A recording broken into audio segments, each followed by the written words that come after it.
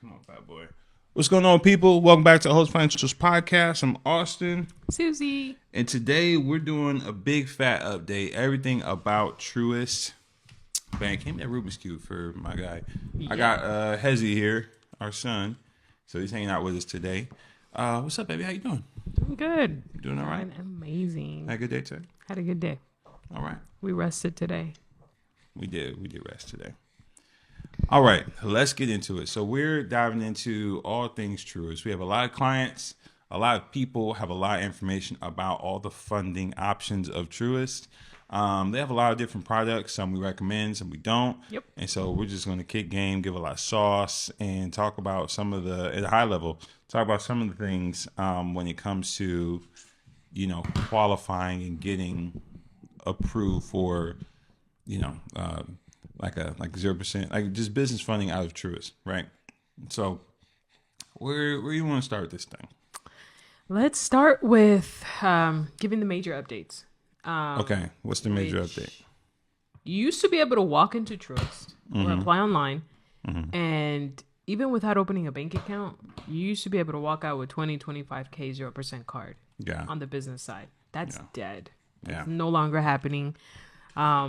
Unfortunately, people have ran off and not paid some of these banks back, so they're kind of defaulted. So they're kind of tightening up across the board, and so you now have to have an account with Truist for 90 days minimum. Minimum. If you try to apply for a Truist card before the 90-day mark right now, you're going to either get denied or you're going to get $2,500 credit limit. Yeah, the bare minimum. And we literally just talked to a client who, she thought she did everything right, but this was May of this year, 2025, that we're recording this, and that taking place, and it has not moved. They've been 10 toes down on this. Yes, and learned the hard way. We had a couple, we were still executing the same process, open the account, wait 30 days, and people were still getting the 2025. But as of 4 months ago, people were getting 2,500, and I'm like, what's going on? Yeah. And so we doubled down. We asked around, and in the funding community, and yes, it's true, 90 days, so that you can at least get a 2025K. So, that is a major update. So if you've been trying to season your Truist account or you're trying to apply, I would say hold off until the 90-day mark, or else you're going to get a low limit, and then you wasted your time, and you're going to be upset. Yeah, let's talk through, sorry about that. My little boy over here spazzing. My guy, my man's 8 months old right now, so he's and it's past his bedtime, so he wired for sound. So let's talk about some of the products that they have, right? They have a couple of cards. Let's see right now what they have. I think they have 3 cards. 2 are 0%, and the other one is a travel card that has percentage from the beginning. Yeah, I think you're right. So I think the cards are. Let's see. I'm gonna pull them up right now so we can talk about them. So we have the Truist Business Rewards card. We have the Truist Business Rewards card. Right. The category, it gives you 3% back on gas, 2% on restaurants, office supplies, and up to $2,000, up to $2,000 combined per month. They also have a travel rewards card. Yep. Right. I've never seen anybody actually with this card because there's a lot of other great travel cards to have. Yeah, this isn't your elite card. Yeah. And then there's another card I feel like we're missing. I think they just have 3. Yeah, I only said 2, I think. And then the other one's a 0% for 12 months. Got you. So I have a 0% for 9 months, a 0% for 12 months, and then the travel card. Got you, okay. And so when it comes to applying for Truist, and if you're trying to get these cards 0%, and we're going to talk about the other, products they got, like business line credit, stuff like that. But specifically when it comes to their business credit cards, you still need, right, close to 700 credit score. I would say in today's time and age, you're going to need a 720 or above. Long are the days where you can get approved. 720 for Truist? Yeah. I'm seeing people get denied for Truist. And Truist was one of the banks that was approving anybody. You had a pulse and you had a social security number. They were giving money out like it was nothing. But again, people have started to default. Things are tightening up, economy. And so I think across the board, honestly, all banks, if you're not at a 720 or above, I mean, there might be some unicorn cases where you're like, I got approved with a 650. Hey, Yeah. that's not the majority. We're not saying that that's not possible, Yeah. but we haven't seen that in a long time, right? Yeah. And so I would say anything above a 720 is where you want to be, across the board by all banks. And Truist, they've tightened it up, so I'm gonna go with 720 with Truist. They've definitely jumped and became one of the more conservative like banks, and they're a regional bank, which is crazy. But like you said, people are running off with the bag. So all right, 700 plus credit score, 720, be safe. You still need to have good credit. If you don't know what that means, like all of your credit cards need to be below 30% usage on all the utilization. Yep. Right. So you also need to make sure that you have no derogatories, no negatives. And then with Truist, it's really important that you have a bank account with them to build that relationship. Like you said, 90 days. And so, but Truist is a regional bank. So if I live in California, we literally live in California. We don't have Can we just walk in or can we just apply online? No. So that's another update that I wanted to bring up. And so longer the days where you can do foreign entity. So if you guys are listening and you don't know what a foreign entity is basically allowing, our company in California be able to transact in Florida. So we would file a foreign entity in Florida. So now we have the capability to do business in California and Florida, and then obviously tap into those Florida banks like Truist. Well, you can't do that anymore, right? Because now they want you to live or have an ID of some sort in that state, right? Where you're doing your foreign entity. So we have an LLC in Florida as well. We're in California. But because we don't have a Florida ID, we're not there, we'd have to go inside the branch. So we'd have to fly there. Or if we're on vacation visiting family members, we'd have to make a time and date to go and apply, which obviously is super inconvenient. No one's flying to just get a 25K card unless like you're super desperate. But I mean, that's just what it's come down to with this bank. Yeah. So like, to be honest, unless your business is registered within the local footprint of Truist Bank, you're going to get denied. But there is one potential workaround. Yep. Is if you know somebody that lives in that area, close to a Truist Bank, what you can do is you can add them to your paperwork, your business paperwork. Yep, your LLC, your Secretary of State paperwork. Yep. And then from there, you can use their address, and then you qualify, and then you can apply online that way. But if you're out of state, then it's no luck. But they still let you open up a bank account, business checking account, and savings account with them, even though you're out of state. So that's something there, I guess. I mean, yeah, but like unless you're like super like I love Truist so much, I want a bank account with them, and you live in California, but you still want to bank with them, they'll let you open an account, but they won't let you apply, right? So it's like it's just for business account purposes. If like you love Truist and you want an account, then by all means open an account. But if I'm not gonna get lending from a bank, like I probably won't be opening an account with them because for what? Yeah, I mean, I hear you. I agree with you. I'm just gonna take this mic off because my boy is spazzing. Back up, not touching that. So here's some other things like we mentioned. We talked about if you are able to find someone if you do have someone that lives in the vicinity of Truist that you can add to your business paperwork, you should be in a good shot. And so with that said, if you're still on and Truist is still a bank you can get funding from, then, you can go that seasoning route, which you said is like opening up an account and transacting, putting money in there and moving it around for 30 days. 90 days. 30 days is too little now. Or you're going to get the minimum. 2,500. And I'm sure if you're watching and you got 2,500, you know exactly what went wrong. And you applied same day or before the 90-day mark now. Now, at Truist, we call it season your account. But online, if you look at a lot of different videos from a lot of different creators, they call this like the internal score. This is like a new phrase that all the kids are using, right? What's this bank's internal score? Which that's essentially what we're trying to manipulate. You want to be in their good graces, right? And so there's some other ways outside of just having a bank account that you can also. It's like I would recommend if you're trying to get the maximum amount of funding and make the best impression, like open a business checking account, open a business savings account. Yep.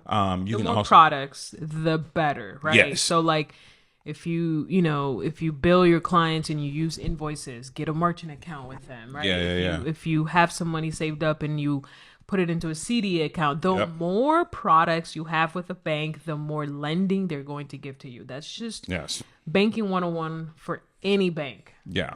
So great rule of thumb. Great rule of thumb, and Truist is no different. There's no exception. Exactly. Yeah. So let's say, okay, account seasoned. Yeah. I mean, like Lawry's. I mean, seasoned. This thing looking good. I got a relationship. I found a way to get in their footprint. Can you just stack? Let's just talk about those business credit cards. Can you get all 3 business credit cards like at the same time in a short window? You can. So they'll allow you to double dip, or I would say triple dip at this point because they have 3 cards within the same inquiry in 30 days. So within 30 days, you can apply for all 3. I wouldn't do all 3 in the same day. Yeah. I would probably space them out, like, get approved for one, see how that goes, and then apply for the second, and then apply for the third. So as you get approved, keep applying. I wouldn't do all 3 at the same time because if you're going to get denied, then now you're getting denied for all 3. So test the waters first, and then double back and apply, right? And so that would be my recommendation. Yeah, no, completely agree. Also, Truist does have business lines of credit, right? People love business lines of credit. They do have them, but if you're getting anything below 50,000, you're good. You shouldn't have, there shouldn't be a request for documentation. If you go above 50,000, they have 100K business line credit. Yep. They're going to want documentation. But the caveat here is what when it comes to documentation? So so at any time they can pull the documentation card, even if you're at any time. And so honestly, that's really dependent on the relationship, your credit score, the history. Because I've seen some people not get asked for docs, and then some people get asked for docs. But I feel like for any bank, honestly, the people that get asked for docs is the ones that barely have a relationship with the bank. It's like, you want all this money, but we don't even know you. You know what I mean? So it's like you have to make a case as to why they should lend money to you. So the more products you have, the more transactions that you do, the more of their friends you become, the more willing they're able to give you, $50K on a line of credit without asking for docs.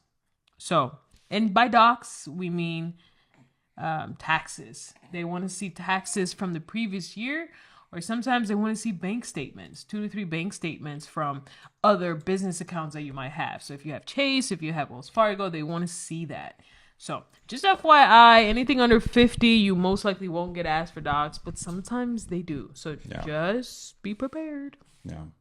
Well, those are all the major updates. I mean, honestly, when it comes to business credit cards and business credit card stacking, it's super lucrative and it's great, especially if you're a real estate investor. If you're in Airbnbs, you work with a ton of real estate investors that need gap funding. They need money to get these properties. But also if you're in trucking and trying to get trying to buy your truck, you're tired of renting it, you're thinking about getting your authority, all these things. You work with so many different business owners.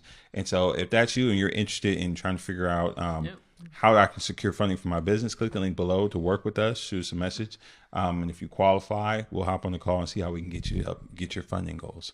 All right. With that said, let's get to some fun questions. Let's do it. Okay. All right. Suze, favorite travel memory or a place you want to travel to and look forward to? Well, where have we gone this year?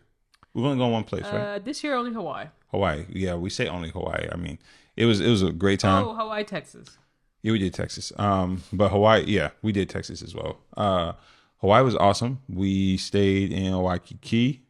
Right on the beach. It was fantastic. But so tell me about, give me either a favorite travel memory or a place you're looking forward to travel to. Favorite travel memory was probably, it's so hard. I'll pick Egypt. When we were driving, we were in our cab and we were going to the Pyramids of Giza. Oh yeah. You mean like when we first got there? I think it was the next day. Oh, Because we yeah. got there late. We went to sleep. The next day we woke Gotcha. up. So we went into Giza. Yeah. Because we stayed at the Hyatt, and that was like a mission away from the Giza. Yeah. So our travel, what do you call them people? The tour guide. He picked us up, and then we were shout out to my man George, Baby Shark.